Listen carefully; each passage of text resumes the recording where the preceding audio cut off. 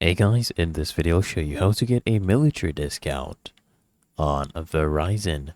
And it's really easy and simple. So to get a Verizon or military discount, you need to first verify your military status online or in store using documents like your DD-214 or SCRA status report, and you can enroll through the ID.me,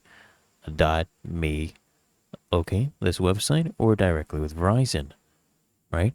So just verify your status, and once you are verified, you can save up to $40 off per month for unlimited plans with 3+ lines.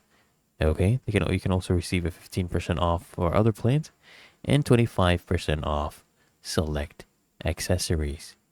Really that easy and simple, and then your discount will appear in your final step of your order. You'll also see the discount in an email confirmation. It will begin to appear on your bill in 1 to 2 billing periods.